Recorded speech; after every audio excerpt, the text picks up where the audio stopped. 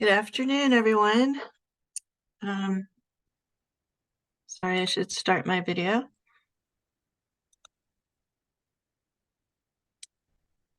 There we go. My name is Marian Lahav, and welcome to Risk Assessment Work Group Meeting 11. We have a lot to talk about today, so we're going to get started. If you could go to the next slide, please. Welcome again. Please use the chat to introduce yourself, your name, title, affiliation, if you have one. Especially those of you who haven't been here before. I see some new names, at least new to me. And the next slide, please. So we try to encourage us to be a group that speaks to one another as much as we can, like if we were in the same room together. So please use the chat primarily for introductions, links, and technical issues. Although you can put other comments in the chat. Try to stick to comments that we can follow up on later, like instead of, I like that, and we don't know what you're referring to. Make them more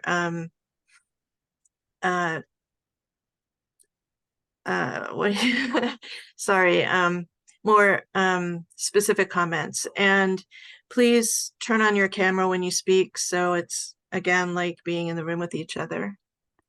Next. Okay, at this point, I'm going to turn the meeting over to Tricia Patterson to talk about the end user survey and what the results and recommendations are from that now that it's complete. Great, hi. Can we skip to the next? So I'm Tricia. I am the Natural Hazards Mitigation Planning intern. I've been here since about the middle of June. I just finished my Master's of Public Policy at OSU, for those who haven't met me yet. And we can go to the next slide. So the risk assessment subgroup, the survey subgroup, met 4 times to craft and edit questions and format a survey to end users. And so we define these end users as planners, as local emergency managers, as researchers, anybody who would use the tool, the risk assessment tool. We sent this survey, we emailed it on August 14th. We sent it to just over 1,000 people across 3 listservs, and it was open for about 10 days. And we had, we can go to the next slide, about 200 people fill out and complete the survey. Some respondents didn't quite finish, didn't quite get to the end, and that's okay. We still gleaned a lot of really interesting information. So about 16% of the respondents were emergency managers, just about the same amount. 17% were planners, land use planners. 9% were GIS specialists. 4% were public health, and then 7% identified as others. So this could be natural resource specialists, city managers, city recorders. We had 1 district engineer. You can go to the next slide. And we had a fairly well-rounded geographic distribution. So regions 1, 2, 3, 4, and 6. So that's the Oregon coast, the North Willamette Valley, Portland metro area, the mid-southern Willamette Valley, Southwest Oregon, and Central Oregon had the highest response rate. Next slide. Thank you. And which hazards? So one question that we asked, one of the first questions we asked is what hazards do you evaluate? And wildfire and wildfire smoke, high hazard potential dams, HHPD, and extreme heat all stood out as important. Yeah. Next slide. Thank you. And then we gave an option for other hazards. What other hazards do you assess risk for? Got a whole list, this is all of them, of some wide-ranging hazards. We saw steep slopes several times. We saw algal blooms a few times. flooding from creeks, pretty common. Next one. Thank you. Then we asked, what tools do you use to evaluate risk? And most respondents used census data and Portland State University Population Research Center data. Next slide, please. Thank you. We asked about other applications. The question is, I don't know if y'all can see my mouse here, but the question was, what other applications could you use this for? And respondents identified a few. One of the most prominent was preparedness planning. Makes sense. Planning public outreach strategies and informing comprehensive planning alternatives. And next. Then the tool also informed some recommendations for data that we should include in this tool and features and functions. So that's this section. Can we go next? Thank you. For this question, this was asking about FEMA required data sets, that the data are available and the respondent does evaluate risk to this asset. So these top evaluated assets include water infrastructure, hospitals, transportation infrastructure, residential housing, and schools. And the yellow plus buttons indicate data and variables that the survey subgroup also verified and said, yes, this is important for me as well, in our follow-up meetings. And this is an open time as well for this group to say, if a certain data set like jumps out to you and you don't see it here, make those opinions known. This is kind of like our final last call for data sets that we will include in the tool. Next, please. Thank you. So this was for data that are available, but they don't evaluate risk. And railways, passenger and freight railways, stood out and were validated, also recommended by the survey subgroup. Next one, please. The third option that we gave for this question is that the data are not available, but a user would evaluate risk if it were. And those include public safety answering points, PSAPs, and buildings approved as shelters by the American Red Cross. We got some feedback that these data should be available, and we should include this from the survey subgroup. Next, please. Thank you. And then there was an open-ended option asking if the user assesses risk to other assets. So this could be past mitigation projects. We saw reservoirs and dams, septic, sewer, so water infrastructure again.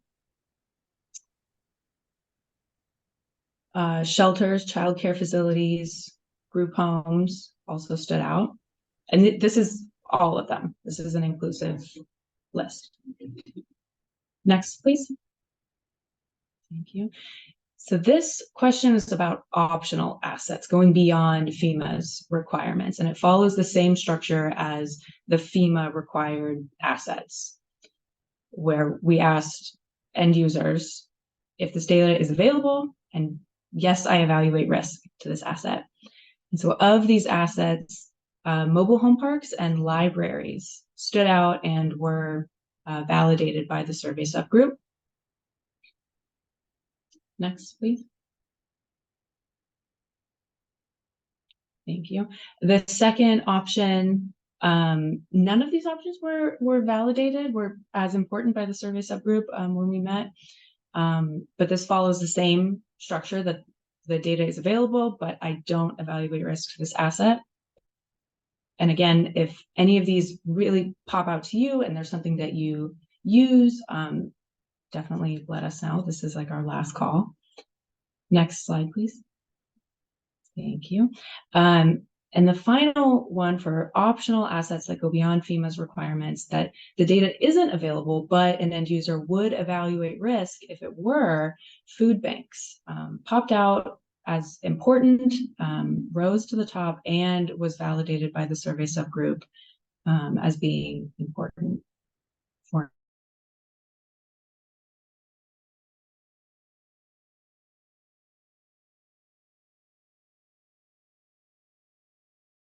Can we get the next slide? Who is doing the slides? Thank you, sorry.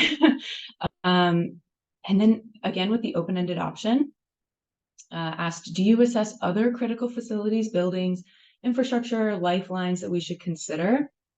The responses included these over here on the left of housing tenure, rental and owner-occupied housing, location of social services. There was some natural resource responses about natural resources along the ocean front, and resources related to vulnerable populations, so people with durable medical equipment, things that require power to operate, and seniors and multicultural centers. Next, please. Thank you. Then we asked 2 questions about abilities for the risk assessment tool and features and functions. So the first one, abilities, was a simple ranked question. And the first and foremost, most important ability for the tool is to upload and manipulate their own data sets. And we have a method that hopefully we can do that with. Second is to attribute different weights to different variables. The third is to save their work, return to it later, basic ability of the tool.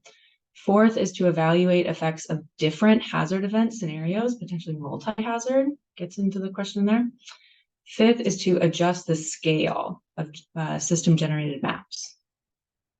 Sixth is to upload and manipulate data from other sites. And 7 is to download and save output. Next slide, please. We asked an open-ended question associated with that question about abilities. What other abilities would enhance your work? And we had some interesting responses. For example, like new research from new sources, so stewarding this tool throughout its lifetime to include new research as it comes out.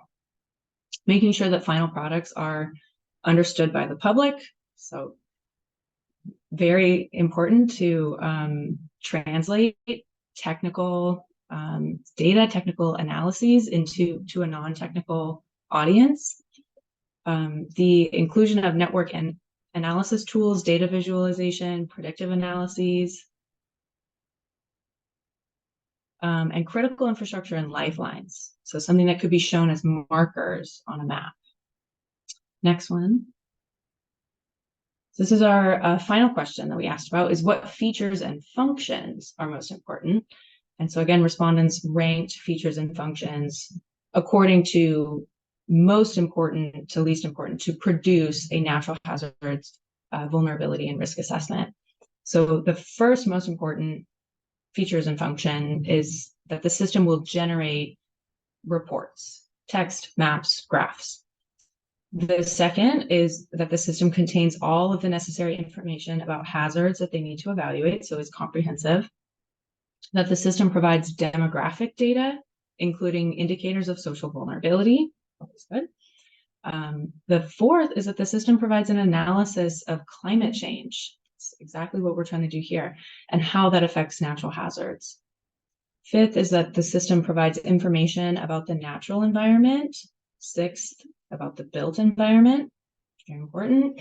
And seventh is that the system clearly identifies and provides data for its sources, so it has good attribution. And next, and for that last question, we didn't include an open-ended option for features and functions, for those of you who are following along. So yeah, next, that concludes this section.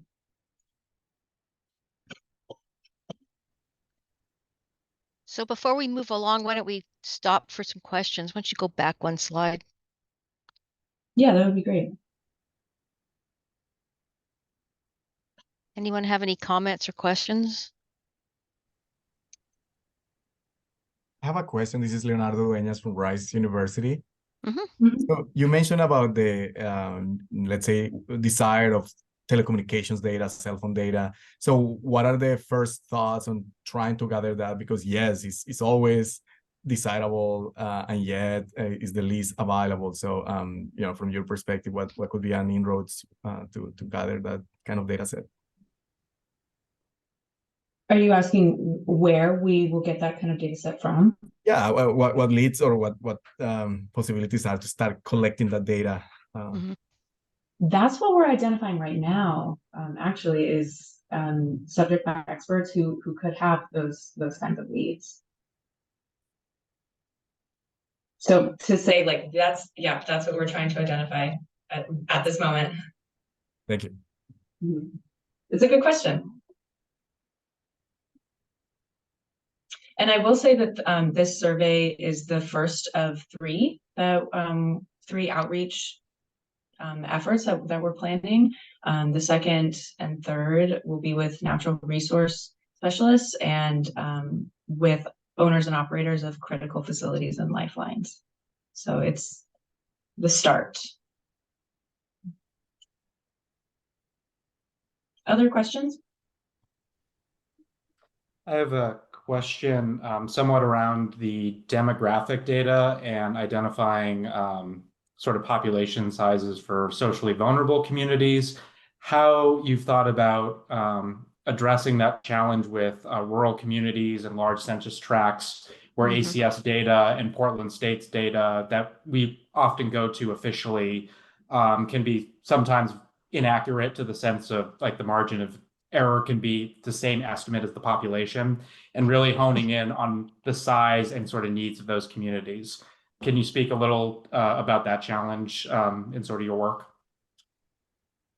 Yeah, Chris, do you want to speak to that? Because yeah, those populations really get washed out in rural areas. All I can say that I'm I Chris think that kind Shirley of gets into like,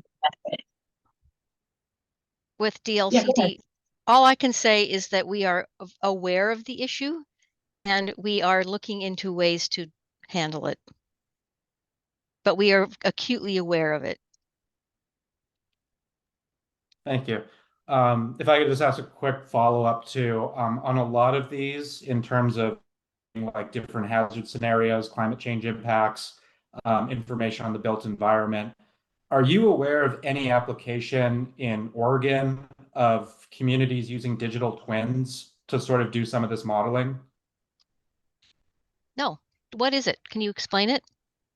So like the concept of a digital twin is basically building a virtual version of your community and built environment. And it's a way, I've seen a lot of application in like land use, zoning, transportation, development projects, but thinking of the emerging application of running different types of scenario events, especially with those cascading impacts, to see exactly with your built environment what those impacts would look like. And something we're looking at here locally, I work for Lane County, is kind of that intersection of how land use decisions and zoning for future development is going to collide with our hazard risk profile. So just another thought of like using the digital twin to sort of say, all right, let's build out this area, let's rezone this area. What would that look like if we were to have a flood event or an extreme heat wildfire event with those changes? So sort of a way of, messing with your community without messing with your community. That's great. I might want to talk to you more about that. Great. Great. Okay, Chris, I'll hand it over to you if there's no more questions. Okay. Okay, so put your seatbelts on.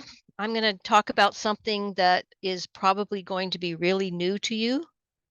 And it is something that I'm exploring with you and others to include in the risk assessment. It is not the risk assessment. It's a part of the risk assessment. So this method, Promethi, has been used in Europe, and I did send around a couple of papers that describe how it was used. but I'm going to go into a little more detail about the mechanics of it. And then at the end, I hope that you will ask a whole bunch of questions, or you can ask questions as we go along as well.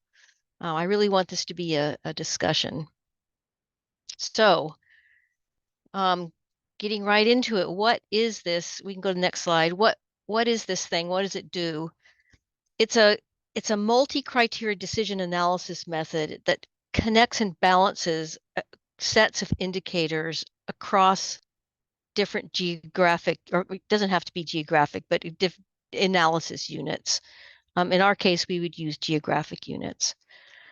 It allows data to be compared across scales and units so that we don't have to normalize everything way up front. It does get normalized later, but it retains the integrity of the data for users to examine after they go through the process, and then they start to ask, well, what's going on in these most vulnerable areas? It allows us to link multi-hazards and cascading events.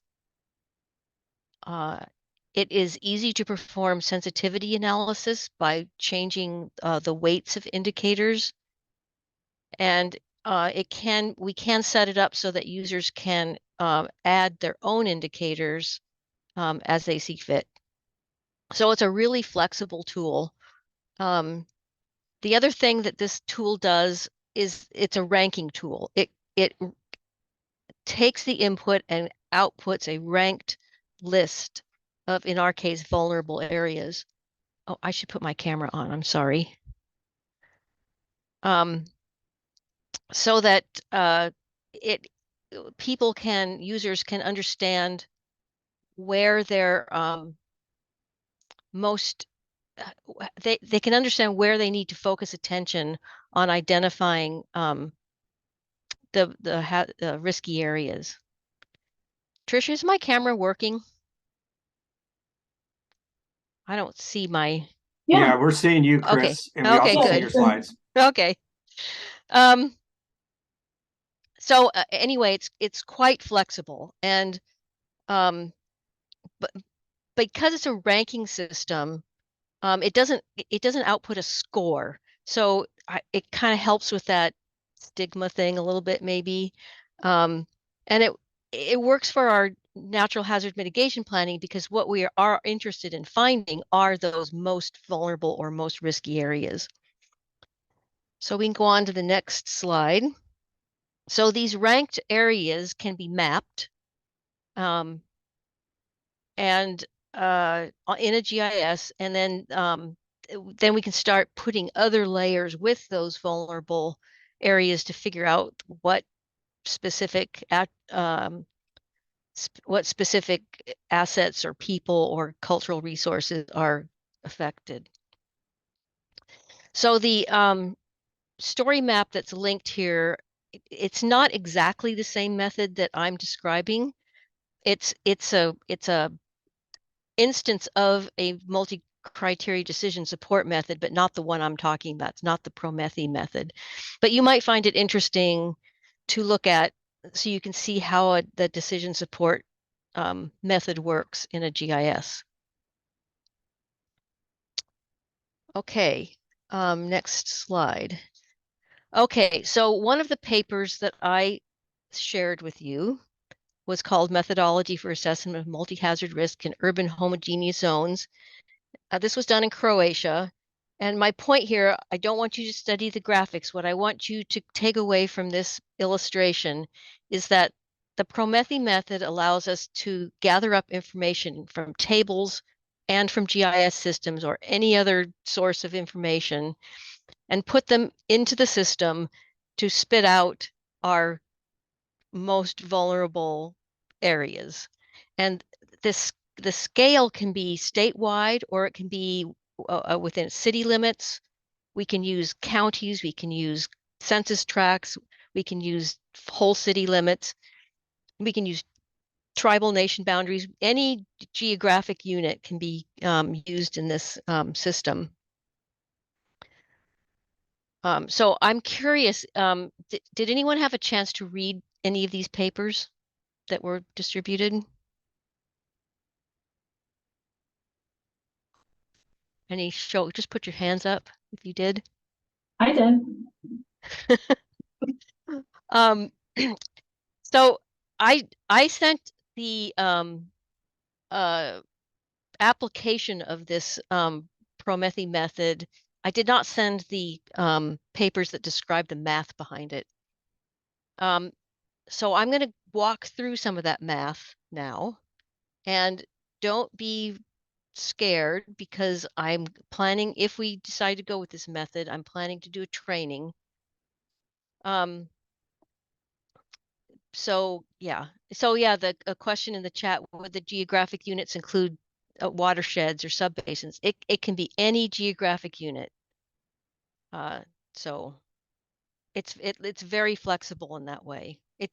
Of course, it kind of depends on unit your data is coming from. I'm assuming that we are going to do this on a census tract boundary level and then consolidate within those other units, but that's still up for debate. Okay, so we can go on to the next slide. I'm going to get into some math. It's not hard math. So the way the system works is we first start, well, first of all, this paper that took this example from was the original developer's summary of how this works. And within that paper, there was an example. And the example was a little sketchy, but I took on as a task to replicate from the initial starting point to their end result. It took me 2 weeks to figure it out, but I did. So I'm going to explain in broad detail and broad brushstrokes how this thing works. So the process starts out by building an evaluation table. The evaluation table, in our case, would include whatever boundaries we decide. In this case, I'm pretending it's counties. And then within each of those boundaries, there are a set of indicators that describe vulnerability for the particular hazard that we're looking at. So we would build a separate table for every hazard or every combination of hazards. Okay, so the indicators could be, let's say we are evaluating flood. So our indicators could be things like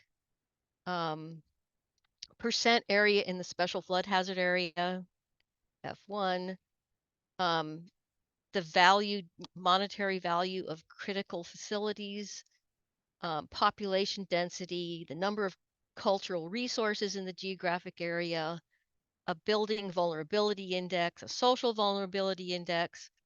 And I want you to pay attention to the idea that all of these numbers can be in different units. They can be composite numbers, they can be indexes, they can be percentages. It doesn't matter. As long as it's a number, it can be plugged into the system. So after this table is built, and then there are a couple others, well, anyway, I won't go into it. After the table is built, we do pairwise comparisons among each of the units, in our case, these counties. So you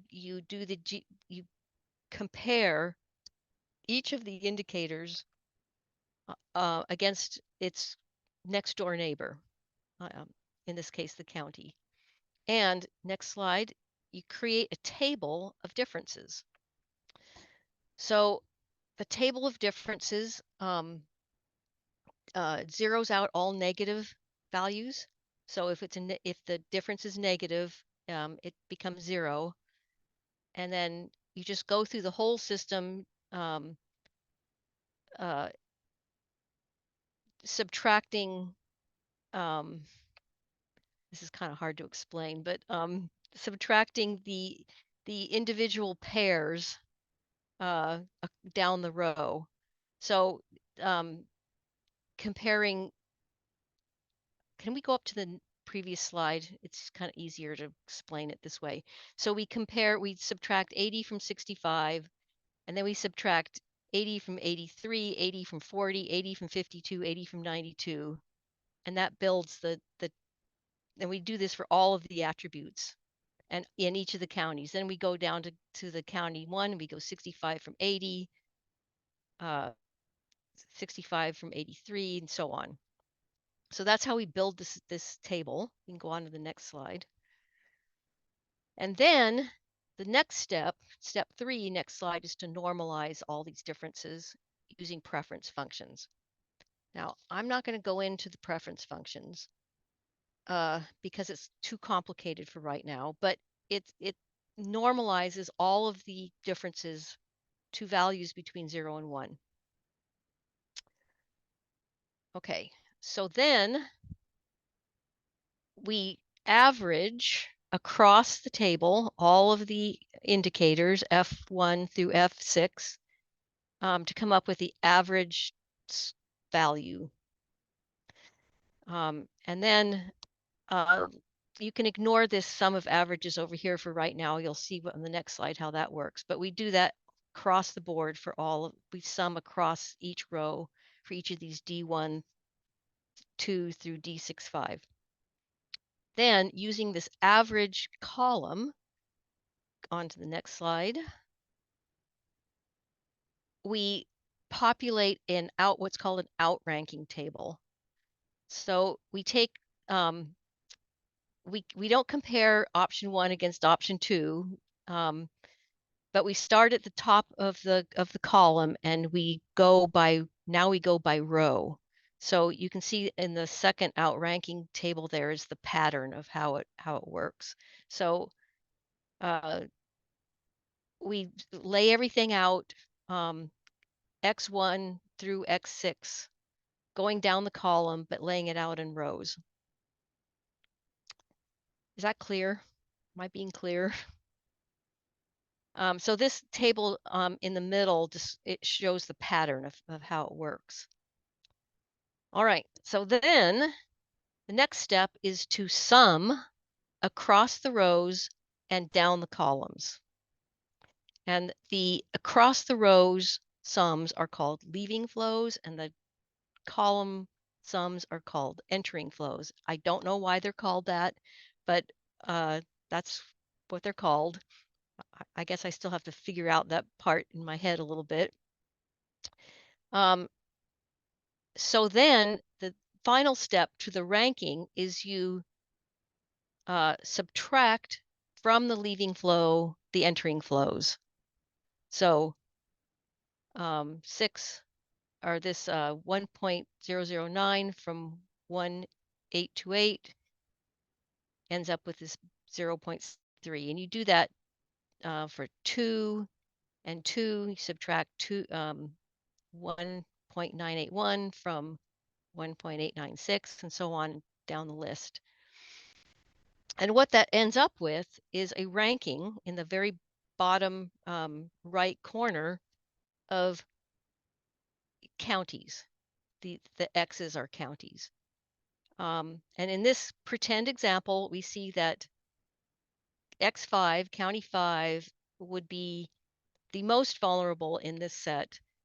And then from there, we can go into that area, that county, and overlay our assets and our other information to understand more about why that's vulnerable. Also going back to our original evaluation table. So this is not the final answer. It's a start to help us hone in on areas that using a multi-criteria analysis are indicating they are the most vulnerable to the hazard or sets of hazards that we are evaluating, combined hazards. Okay. See if there's anything else in my notes. So the other thing I want to mention is we're not confined to using this method for geographic areas. It can also be used for mitigation projects. So suppose an analyst identifies 5 or 7, whatever number of mitigation projects that they think might warrant going after some funding, but they can't do all of them. So they can use the exact same ranking process to figure out what indicators or criteria would they want to evaluate, and then run through the whole process to come up with a ranking of projects. So it's a tool as much as an outcome. Okay. So why this method? We can go on to the next slide. It's flexible. We can vary the indicators by hazard so that it's very specific to the hazard or collection of hazards that we're evaluating. The evaluation tables will always be there for interrogation. So unlike an index, it doesn't combine information in a way that makes it impossible to untangle. We can compare hazard vulnerabilities across a geographic area, in this case statewide. And like I said, because the information is not over consolidated, we still have access to nuanced information. Plus, the final outranking table can also be rearranged in different ways to illuminate different parts of the decision. I didn't go into that part. I just used the ranking part. In short, it applies to our work and it meets FEMA's requirements. All right, we can go on to the next slide. So at this time, I want to have a discussion. We can go back to look at any of the slides that you'd like to ask questions about or explore more. But I would like us to have a discussion about this method.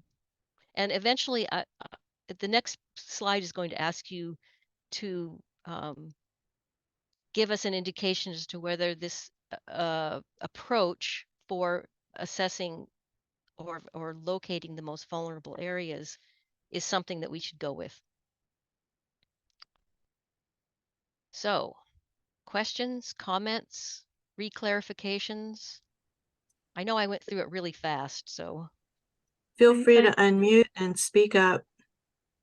I feel like to answer those questions, which are totally fair questions, that I should do my due diligence and work through a numeric example, just as you illustrated, but basically, do it myself. Yes, to that end, I am very happy to share the spreadsheet that I used to work through the example myself.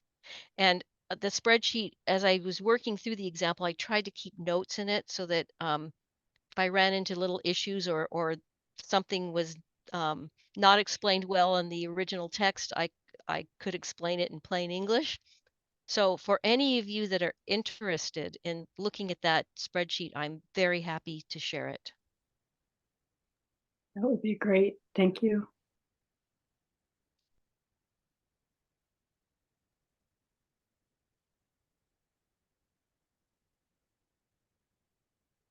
Any questions, comments, first impressions? Christine, I think there are hands, and I saw Ethan first, and maybe myself. Oh, okay. And Katie. Sorry, So these are the I didn't have electronic hands. participants on. Yeah, the electronic versions. Okay, so I'll just go with Ethan first. Okay, thanks.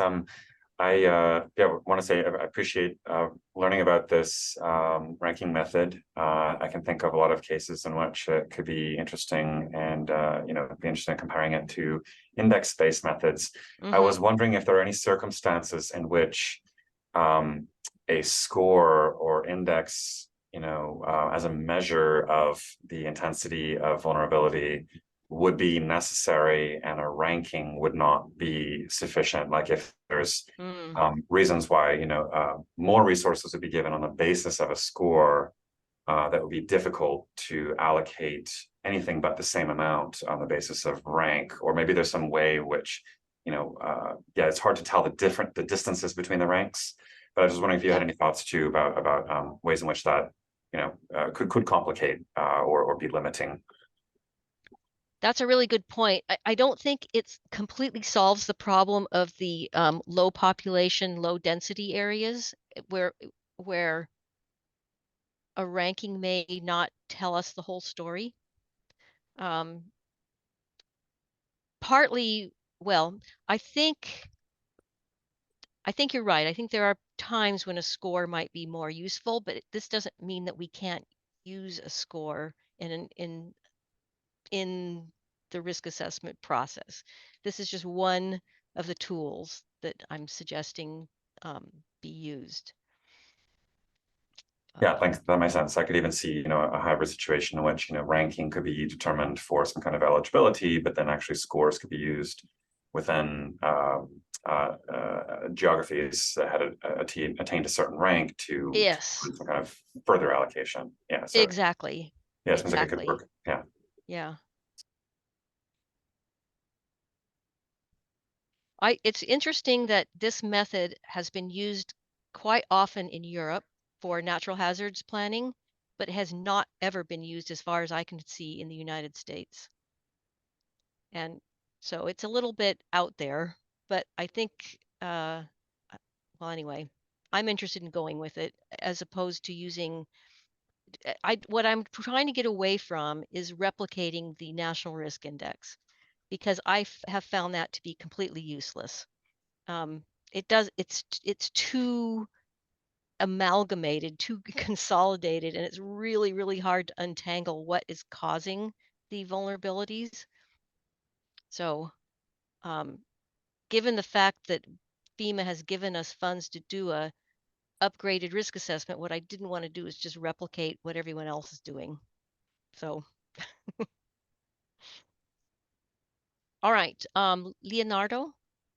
Yeah, thank you, Christy, and interesting discussion. So the question is, maybe there is room for also methods that don't even use scores or ranking, but they just present the results in Pareto style, essentially all the options that themselves lead to a similar outcome, but then you leave the ultimate decision to those who are in the decision making seat. Yes. We've been using that, or have been thinking more along those lines for INCORD, maybe a tool that Katie Skadel, who invited me today here, thank you, Katie, is there. Because it seems that trying to narrow down to a rank or a score, I don't know, alienates some of the objectives or alienates some of the people. So it seems almost better to, hey, this is it. This is a front with the most relevant sort of criteria. And then where in this quadrangle are you? And it might lead to more, let's say, productive decision-making process. But just my observation. Also, these methods, just as a side note, Electre is a similar method in Yes. the US. The analytical hierarchical process is similar as well. So there are all these strategies that have been, I guess, brewing in different communities, and certainly there is room for them in the disasters context. And but I don't feel that is the only way. Maybe there's a need for a portfolio of strategies. Yes. So the Promethi method can be that outranking table can be used in different ways to get at what you're talking about, so that the decision maker has more control over the decision. I didn't present that because it was too detailed for this discussion, but it can be used in different ways to get at what you're talking about. And then the other method that you mentioned, Electra, it's very similar, but I selected this method because, as far as my research goes, and I'm not experienced using this, of course, is that this method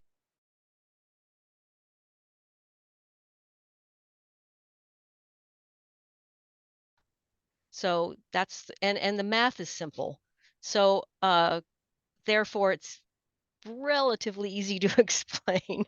I mean, once you walk through it a few times, it's understandable. Electra has a lot of parameterization that's a little bit difficult to describe. So No, thank you. that's why I selected this method. Yeah, I think the process of going through a method, no matter which one, I think is very valuable in itself. So yeah, thanks for bringing this up. Great. Katie, I love that you're exploring other options and getting away from things that are maybe not working as well as they could. You said that it was FEMA approved, and I wondered how did you run this by them? How did you determine that?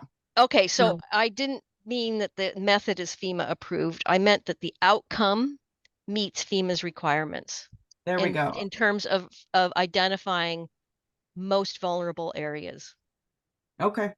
So the process, maybe they don't know, haven't seen or haven't voiced an opinion about, but the outcome meets their requirements. Okay.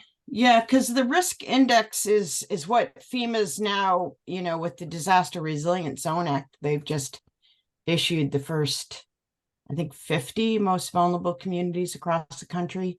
Right. So they're relying on that data to model the most vulnerable communities across the country. Yeah.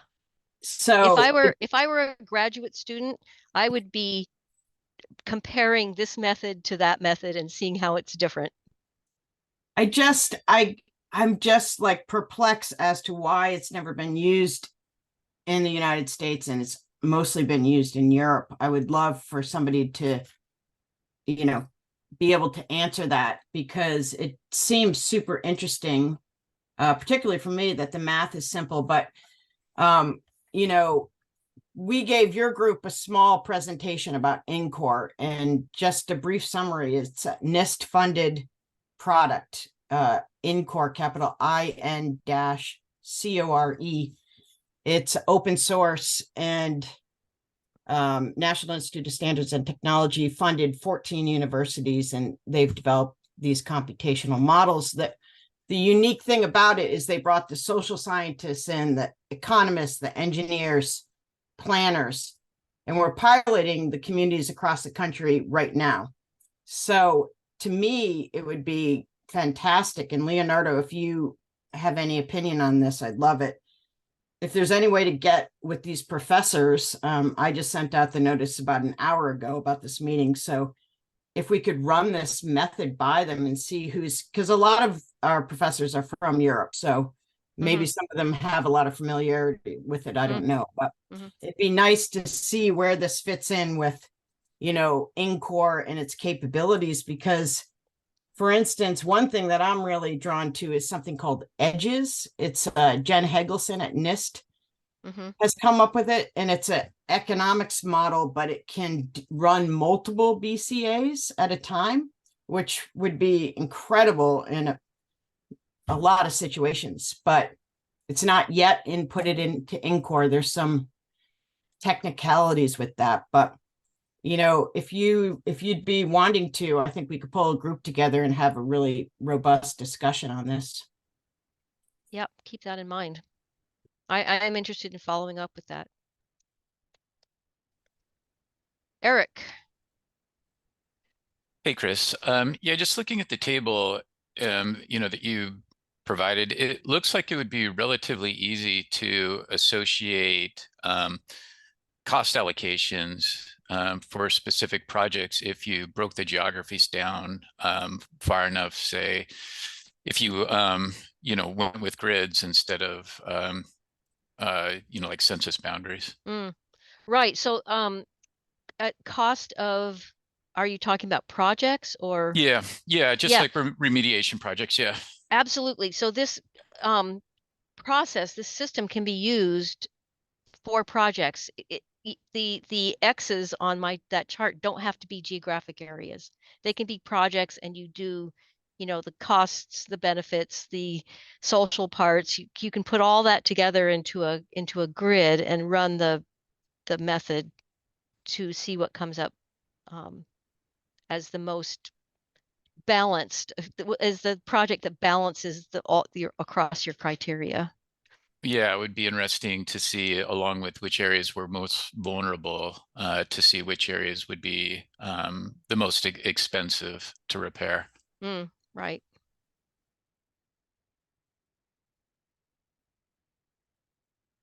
Any other comments, questions, thoughts? Again, I want to emphasize that this is not like the risk assessment, okay? It's one part of a system that will be the risk assessment. But it's trying to answer in a relatively simple way which areas within your geographic study area are the most vulnerable according to the indicators that you put into the model. And then we can dig a little deeper to figure out why. Yeah, and I would add that it's which areas are most vulnerable to each hazard Yes, or a combination of hazards. or a combination of hazards, right? Right. Yeah, we wouldn't try to run this as an all hazards in one run sort of thing. It would be done by hazard or combination of hazards. And then, like you just said, you can dig a little deeper to find what's driving the vulnerability in each area. Mm-hmm. And then that's the information that goes back to the decision makers, as Leonardo was talking about. Right.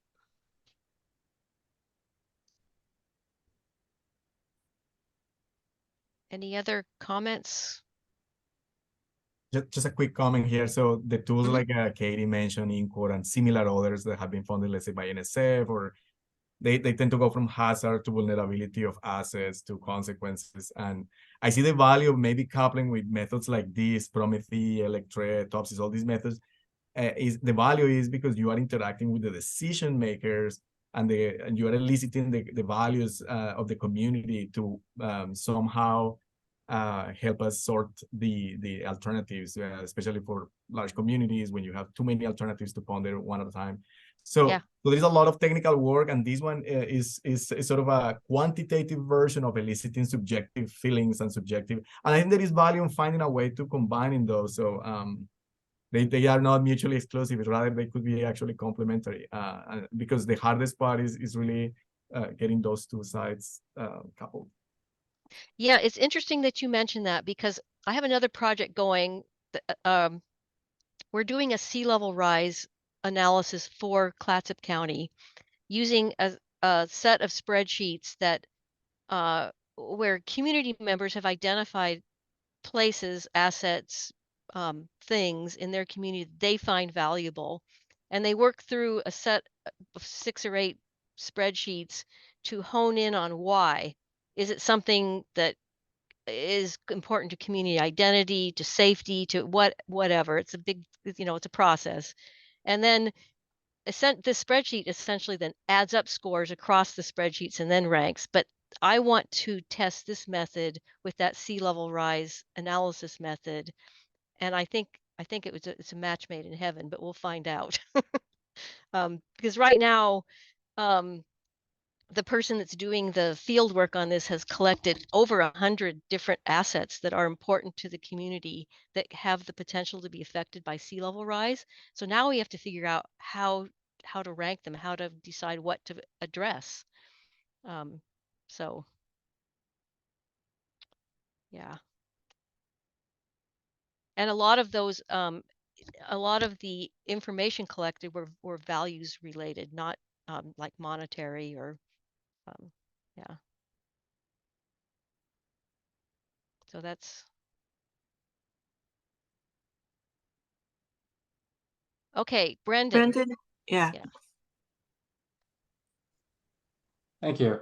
Kind of similar to what Erica said earlier, I feel like I have to kind of read the paper and think about it a little bit more to ask a question. But as some people were talking, and sorry for the weird camera awkward, I got you on one screen and cameras on a different screen. But in your initial consideration of using this method in terms of selecting indicators, are you also considering, I'm thinking of 2 subset of indicators. So one are those that are more characterized as social vulnerability, so sort of trauma inflicted as a result of disruptions or hazard impacts, and how that affects the community's ability to respond or recover. And then in kind of a similar vein, are you thinking about any indicators to plug into this that could assess a community's capacity to mitigate? So you can understand vulnerability, but if there's a very limited capacity to do any kind of mitigation work, does that factor into almost increasing the vulnerability, almost as if there's not anything they can do about it from kind of just an on paper standpoint? So how those like less traditional indicators factor into this kind of comprehensive picture of vulnerability. And I'm just curious how far you've gotten in that thinking. So this is where I'm thinking. First of all, we can incorporate those social vulnerabilities and coping capacities into the evaluation table, or we can run a separate evaluation table and then look at how the different rankings fall out. So it's flexible in that way. And as far as building the evaluation tables, that's what I want to discuss next. Our goal or our idea is to bring together subject matter experts within each of the hazards and hash out exactly what you're saying. What indicators do we use? Do we run the social ones separate from the hard assets or not, or do we combine it all together? I mean, those are the questions that we have to figure out. So for example, you could use the SVI along with some sort of coping index, along with some other, characteristics like with the percentage of floodplain in the area or something. But those are the kinds of things we have to start hashing out. I would defer to the experts, but as a local practitioner, certainly some of the things I'm seeing, like the recovery in the McKenzie Valley here in Lane County from the Holiday Farm fire, there's definitely indicators I wouldn't have thought of in kind of doing traditional vulnerability assessments, like what is the permitting process for housing in the context of a disaster affected area? Is it streamlined or complex by design? And then how would that affect a recovery process? I might now consider that somewhat of a vulnerability factor, in that you may have a similar risk of exposure to the event, but one community's capacity to recover or sort of the regulatory environment may make them more vulnerable in that instance, should that event occur to them. So kind of getting that hyper localized assessment. So just again, curious with what you've presented and how that would all fit into it, since I have a pretty limited understanding myself at this point. Yeah, it probably isn't something that we can consider on a statewide level, but it's definitely could be included in a regional or a local model. I mean, and I totally agree with you. I think a mitigation project could be to strengthen your capacity, administrative capacity to do recovery and to go after grants. I'll give you an example. When I first started at the state of Oregon, it was the same year that the Vernonia floods happened. I spent a lot of time in Vernonia, and one of the reasons why they got so much money to recover was because they had a system in place. They already knew how to do it, and it made all the difference. So, yeah.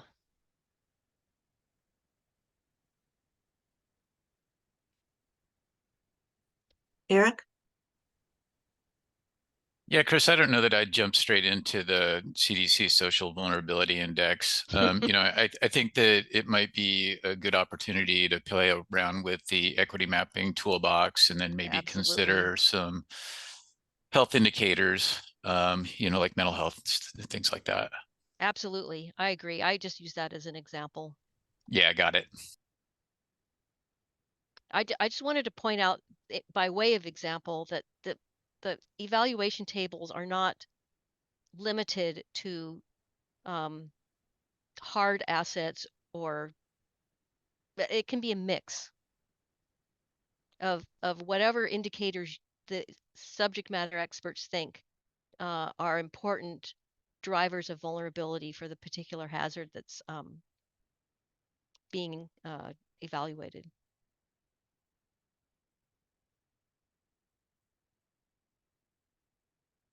Okay, so let's go to the next slide. People are looking like they have to jump off. So I would like us to, I would like you all to give us an indication of whether this method is worth pursuing more in our risk assessment toolkit. So maybe we can just do a thumbs up, thumbs down sort of thing. And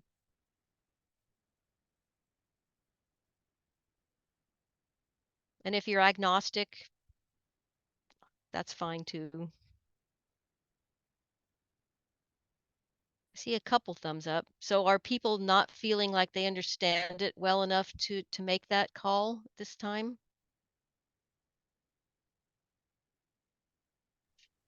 I'm actually just driving and listening in. I think it's interesting, but can't give a thumbs up visually right now. Yeah, exactly. Okay. Interesting's good enough too. Investigating further, at least. I think there's a lot of potential anyway.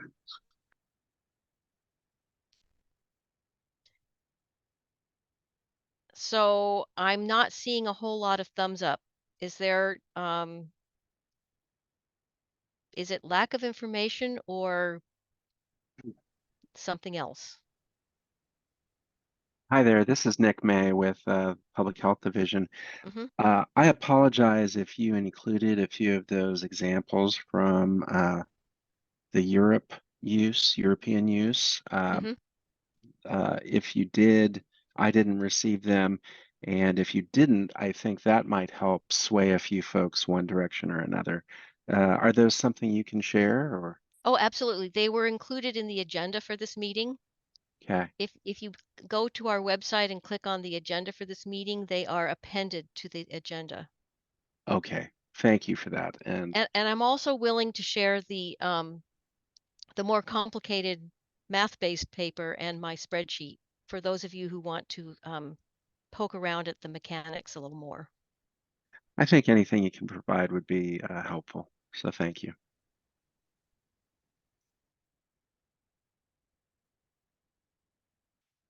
I think maybe some of the there's not a lot of thumbs down either, but for my part, I think that it's the wording on the decision, that it sounds like a final decision is being made versus that PROMETHE would be advanced to like final consideration or something like that. Okay. I certainly think it's worth advancement, as a finalist, kind of, if we think of it that way. But Okay. I don't know that would say that, yeah, this is the one, this is the way that the state will do the ranking. Yeah. Okay, that's a nice modification. So how does that feel? Are thumbs up, thumbs down on advancing this as a method for further investigation? Sure, that seems right.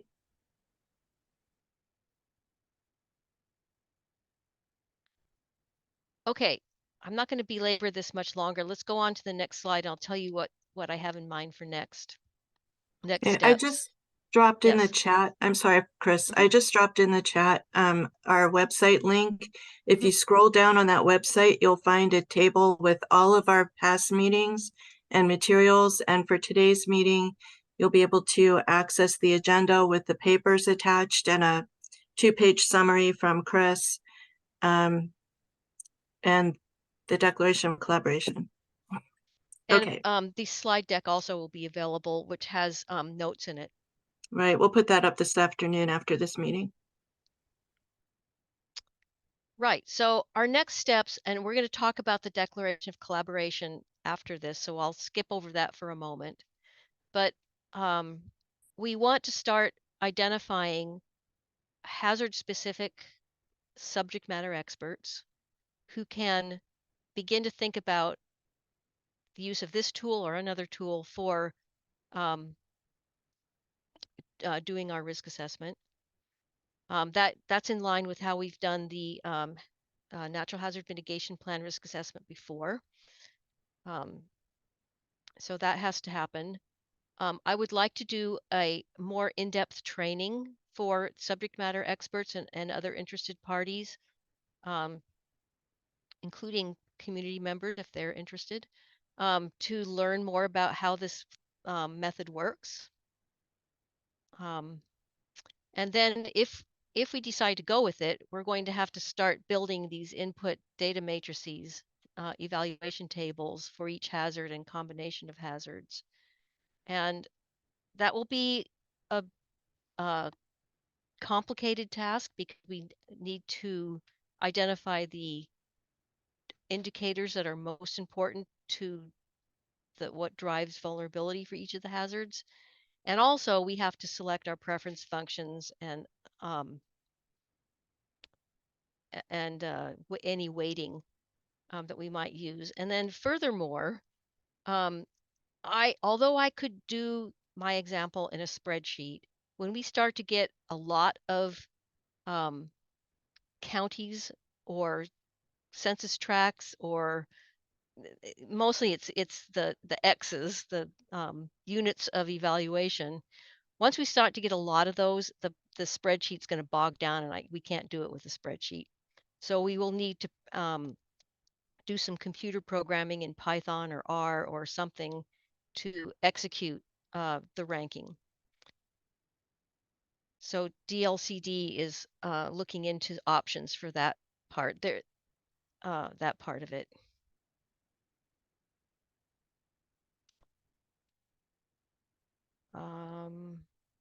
We can go to the next slide.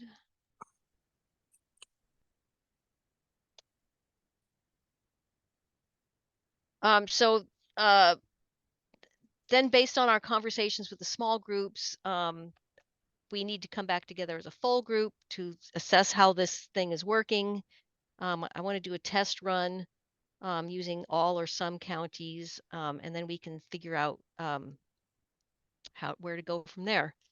And in addition to that, to the Promethi, which does not, in my view of the world, but in my view of the world, not, we need to start identifying our current and future hazard probabilities, which are different than vulnerabilities. So that's another task that we need to undertake in the near future to start to think about how we can articulate probabilities of future events from natural hazards, at current and future.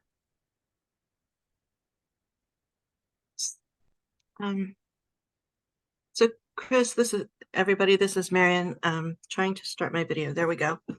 And I hope I'm not talking out of turn here. I know that we're assuming that the subgroups based on hazards and the subject matter experts who are working in them will have some expertise with those particular hazards. But I'm also thinking that there are a number of people in this risk assessment work group who have other expertise to share that that would be important maybe to that discussion. So at the risk of ballooning the size of the work groups, I don't want anybody here to feel excluded from any of the discussion. You know, we want this final tool to be not just for the state natural hazard mitigation plan, but to be useful to tribes and counties and cities alike.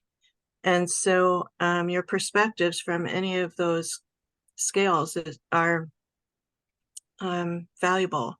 Yep.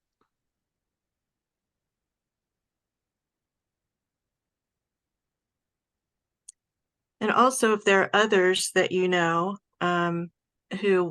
whose expertise would be helpful, please let us know so we can pull them in or offer to pull them in. Mm-hmm. So Marion, we can post. Okay, let me back up a little bit. I'm wondering how we can efficiently distribute the spreadsheet and the more mathematically based paper. I can post them this afternoon. you're comfortable just putting them on the web, or do you Mhm. want to put them in Box or something? Well, I can do both. We can Okay. put them in Box for those who have Box access, and for those who Mhm. don't, they can be on the web. Okay. So yes, if you're interested, if you want to look at the mechanics, I urge you to do so. And also, if there's something about the method that I misunderstood, I'd like to know that. But I did replicate the example, except for I think there's a typo in their paper. But I did replicate the example. So yeah, you should be able to follow it fairly easily without spending as much time as I did untangling the not very clear mathematical explanations. There were some gaps in the paper.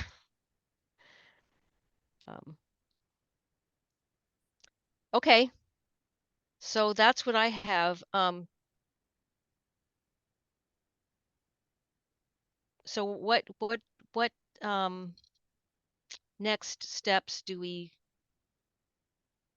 want to pursue with respect to this methodology conversation? Just the distribution of more information at this time? The training, are people interested in work and going through a more detailed training about the method, or getting into the nitty-gritty?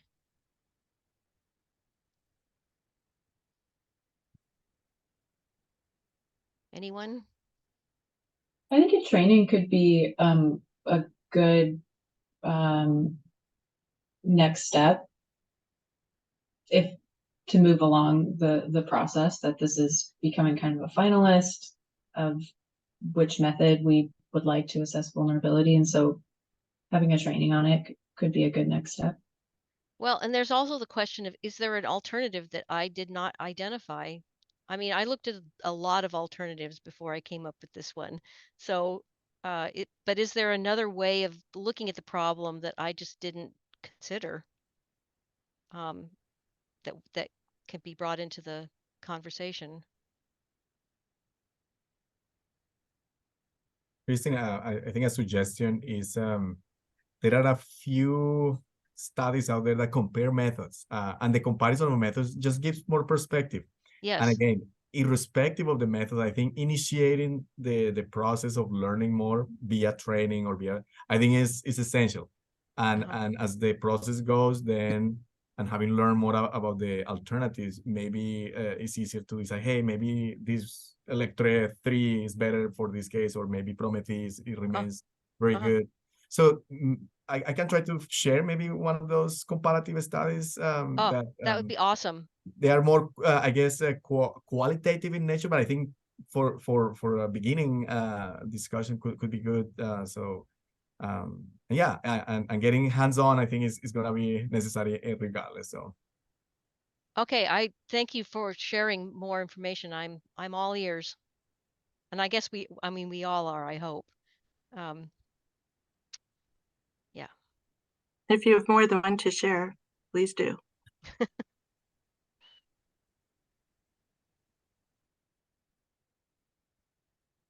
Okay, so let's go on then to the declaration of collaboration.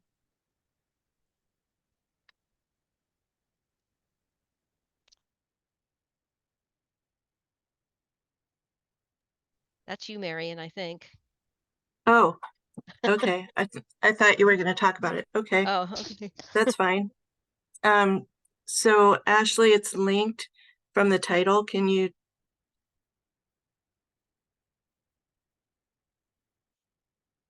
Anybody else can do this too in the PowerPoint, I believe.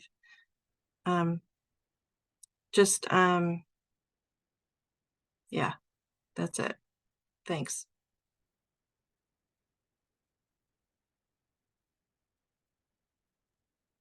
The PowerPoint's just an image for us, so unless you have the PowerPoint, you can't link it. No, but Ashley, I think, can Ashley link can. to it. Yeah, I'm trying. Hold on. Okay.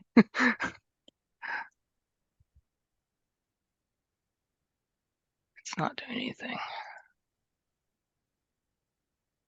Hmm. Let me stop sharing real quick and see if that helps. Okay.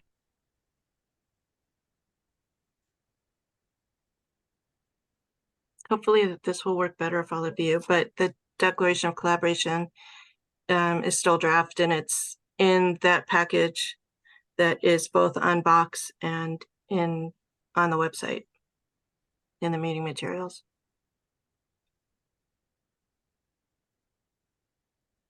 Oh, and anybody who has not yet identified yourself in the chat, would you please put your name, title, and affiliation before the meeting's over? Thank you. Okay.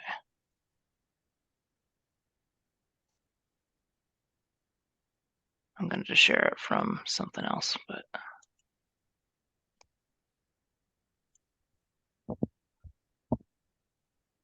Mm. this that was, what was viewable? it? Can you see it? Yeah. Can you make it a little bigger? Because no, I really can't read it. Okay.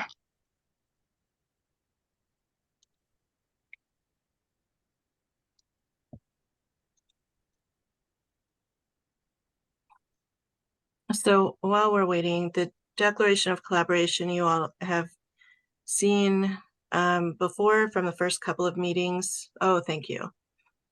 And this is, as Chris and I talked about last meeting, this is the doing part. This is where you come in because we can't do it all. Chris and Tricia and I together just cannot do this whole project.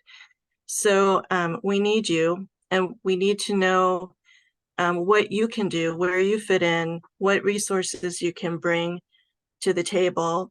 And the reason we're having this draft declaration or a declaration of collaboration that eventually will be signed is so that we have resources that we think we can count on to actually get through to the end of this project.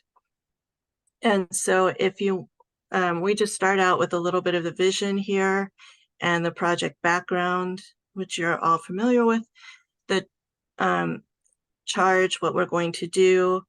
The deliverable is this tool that will meet or exceed FEMA requirements, that will apply an equity lens to that will employ data analysis techniques to express social vulnerability meaningful and consistently, and is scientifically defensible. And then here's the list of the team that were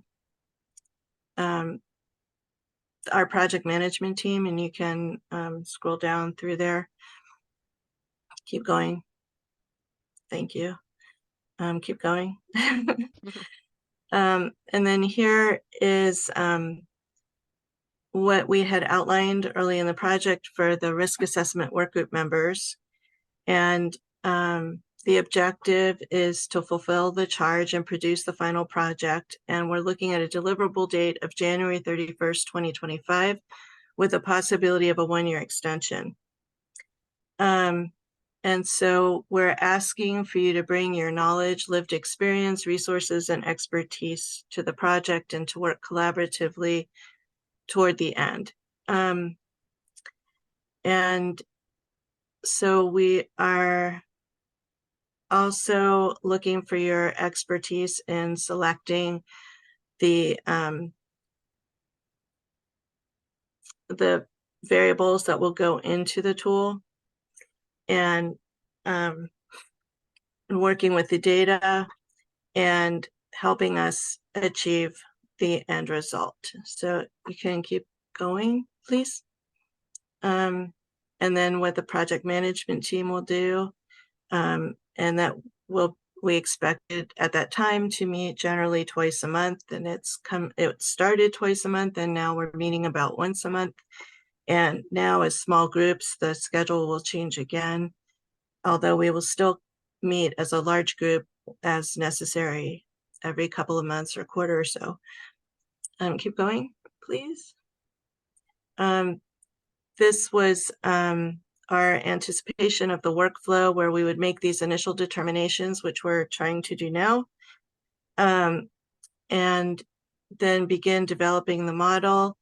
And then there's a little, you see the light blue, there's a little detour there where we also need to work on making the risk assessment in the state natural hazards mitigation plan better than it is now, using the information that we have from this project, even though we won't have the full risk assessment ready for the new state plan. And then continuing to develop this and adjust it for tribal and local government use. And then do our final report to FEMA, and we're done. So keep going now, please. Okay, so there were some agreements about general courtesy here during meetings. And then we get to the commitments, and this is the most important part. The following commitments are made by each of the participating tribes, agencies, organizations, or individuals for development of the risk assessment tool through January 2025 or through March 14th, 2026 at the latest, should further work be necessary and a grant extension approved. And then on the next page, we would have, this is a sample, and this is the way that Oregon Solutions does it also. On a piece of letterhead for your organization, agency, tribe, then you would just say, this is what we agreed to do. And whoever has the authority to sign that would sign it. And the other thing that it's an administrative thing, but we would ask you to do is to keep track of your hours and turn those in every month so that we can represent FEMA how much work is actually going into this project. So we intend to discuss this with everybody who's interested in helping us work on this, and all the interagency hazard mitigation team agencies and all the tribes, and anyone else who would like to help. And so, are there questions about this?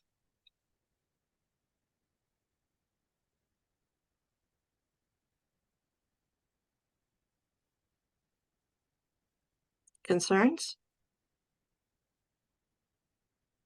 No? Okay, then we'll be communicating with you about it. Thank you.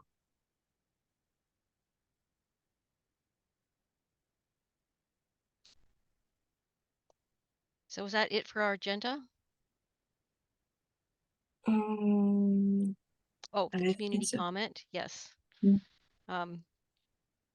If there are any people in the audience who want to chime in and are not part of the agency work group, please feel free to speak.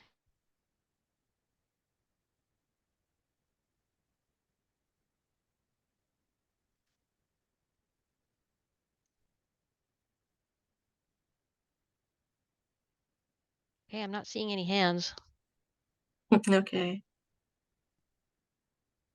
All right then. Thank you. Oh, it still says see you on September 6th. I'm sorry. We'll be in touch with you about when the next meeting will be. And yeah, I think we're gonna have rethink this a little bit. I think we can maybe look at the middle of October. Does that sound right, Chris? Yeah. Okay, so we'll send out another doodle poll.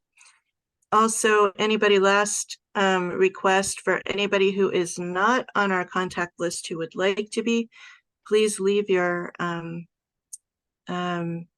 email address in the chat.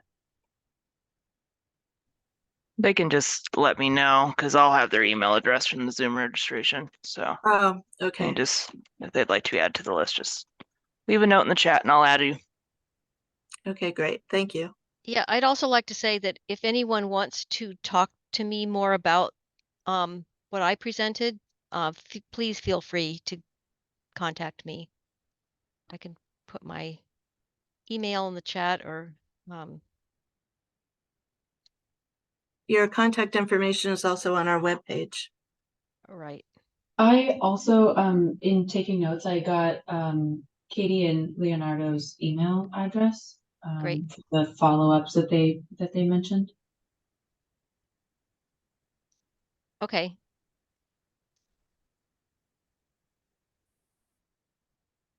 Okay. So thank you, and you get a half hour back to your day. Yep. Thank you. Thank you.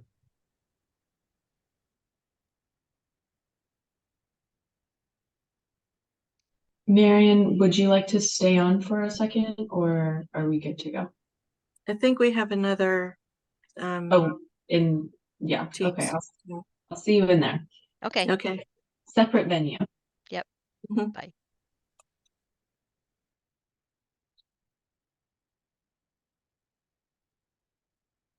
And Ashley, you saved the chat, right?